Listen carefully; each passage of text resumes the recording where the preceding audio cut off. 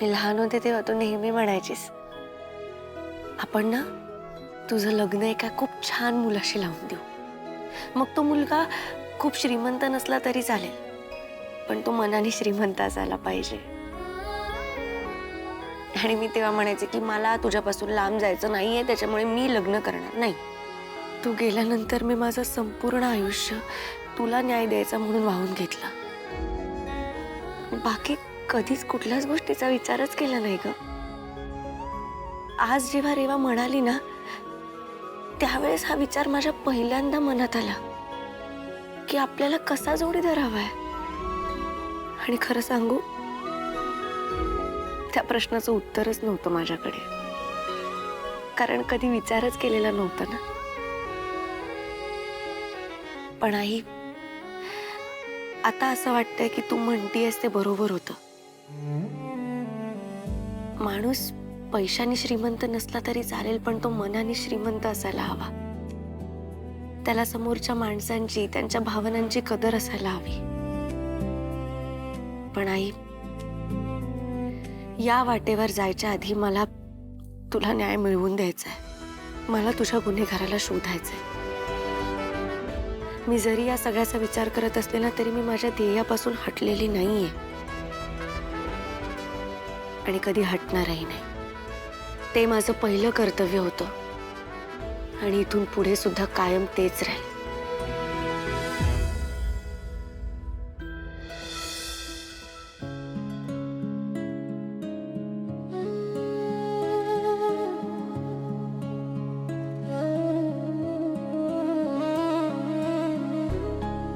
काय झालंय बॉस? काय नाही. काहीतरी झालंय तुला, सांग ना. अरे खरंच काही नाही झालं. कोणी काय बोललं का तुला? नाही, उलट आज मी आणि रेवाज खूप वेळ बोलत होतो. रेवा काय बोलली? हे बघ, ती जे काय बोलली असेल ना, त्याच्यावर बिलकुल विश्वास ठेवू नकोस. आम्ही फक्त फ्रेंड्स आहोत, मित्र.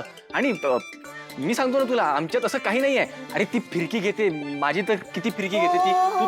तुझा विश्वास आहे ना माझ्यावर? हो हो हो, शांत हो जरा. एवढं काहीच झालेलं नाहीये. आणि ती तुझीच नाही, ती माझी पण फिरकी घेते. अरे पण तू तर बॉस आहेस ना, तू सांग तिला, खडसावून सांग की अशी फिरकी नाही घ्यायची माझी म्हणून. अरे पण मैत्रीण सुद्धा आहे ती माझी. तुमच्यात मैत्री पण झाली? हो, गोड आहे ती मुलगी. आणि सगळ्यात महत्वाचं म्हणजे खूप स्पष्ट आहे, त्याच्यामुळे आमची मैत्री लवकर झाली. काय म्हणाली मग तुझी मैत्रीण? काय नाही म्हणाली, जनरल अशा जरा लग्नाविषयी गप्पा झाला. मग मी तिला सांगितलं की आपलं लग्न खोटं आहे म्हणून. तू सांगितलंस? पण मी तर माहितीये मला की तू तिला वेगळंच सांगितलं होतंस. जे आपण बाकीच्यांना सांगतो ते सांगितलं होतंस. हां. अरे पण ठीक आहे, तू काळजीनेच खोटं बोलला होतास, माहितीये मला. आपलं लग्न मिशन पुरतं आहे हे तिला सांगायला काहीच हरकत नाहीये, कारण ती आता आपल्या टीमचा भाग आहे ना. मग बाकीच्या सगळ्या लोकांना माहिती आहे तर तिलाही माहितीच असायला पाहिजे.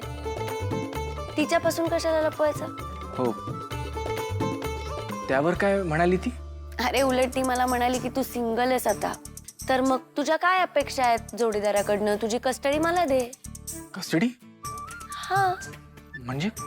अरे म्हणजे अपेक्षा काय आहेत हे विचारलं तिने मला. मुलगा कसा हवाय, काय काय हवंय, बस. मग तू काय म्हणालीस? मी खरं तर मी तिला सांगितलं की मी या गोष्टीवर कधी विचारच केला नाहीये. काय सांगणार? तिच्याशी बोलता बोलता एक गोष्ट माझ्या लक्षात आली की आपण आपल्या नकळतपणे आपल्या जोडीदाराबद्दल विचार केलेला असतो. आपल्याला काय हवंय, काय नकोय हे सुद्धा आपल्याला कुठेतरी माहिती असतं. आणि मला माझ्या अपेक्षा जाणवल्या. मग काय बोललो आम्ही त्याविषयी थोडंसं. काय अपेक्षा आहेत तुझ्या? तुला काय करायचंय? असंच तुमचं बोलणं झालं असेल तर सांग मला पण. सांगू? सांग ना. माझ्या अपेक्षा हा. ते आमच्या मुलींमधलं बोलणं आहे. तुला कशाला सांगू? अरे बॉस, मी तर तिच्या आधीपासूनचा मित्र आहे तुझा, मला तर सांगू शकतेस. मला सांग ना. जेव्हा वेळ येईल ना तेव्हा सांगेन, कारण आता तरी माझ्यासाठी फक्त माझी ड्युटी आणि माझं मिशन एवढ्याच गोष्टी महत्वाच्या आहेत. सांगेन कधीतरी. आता झोप, उद्याचा दिवस आपल्यासाठी खूप महत्वाचा आहे. झोप लवकर.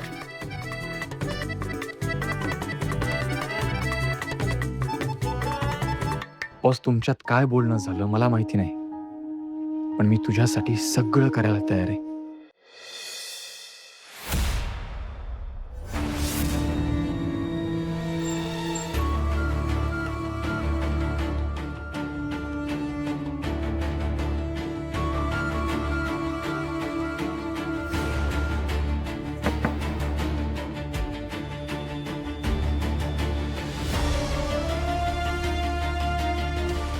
ए अरे ए अरे थांब, पोचवायचं कुठे ते तर सांग.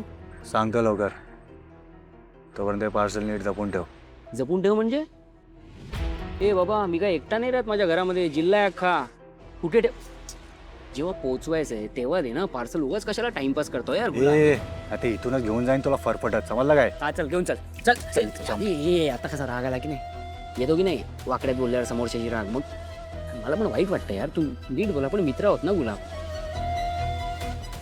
मी ना MNNचा मालक जरी असलो ना तरी आता तिथे जॉब करतोय मी इंटर्न म्हणून. मला सगळ्या प्रश्नांची उत्तरं द्यावी लागतात. कुठे चालल्यास कुठे नाही. तर खांडेकर नावाचे 2 CCTV आहेत ना तिथे MNN मध्ये बसलेत माझ्यावर फोकस करून. ट्राय टू अंडरस्टँड या. ए ते तुझं तू बघून घे. प्रत्येक कामाचे पैसे घेतोस ना तू, हां? मग प्रत्येक काम व्यवस्थित व्हायलाच पाहिजे, समजलं? यावेळेस खूप मोठं काम देणार आहे तुला. कसलं काय कुठे काही डिटेल्स देशील की नाही? पार्टीचा खूप शौक आहे ना तुला, हां? प्रत्येक पार्टीमध्ये प्रत्येक गाण्यावर नशेच्या हालतमध्ये नाचायला फार आवडते ना, हां? गुलाब पार्टी देतोय हा. थोबाड बघ, तुझं थोबाड ना मार खाण्याच्या लायकीचं आहे आणि तू माझ्याकडे पार्टी मागतोयस. तर मी सांगतो ते नीट ऐक. ते पार्सल नीट जपून ठेव.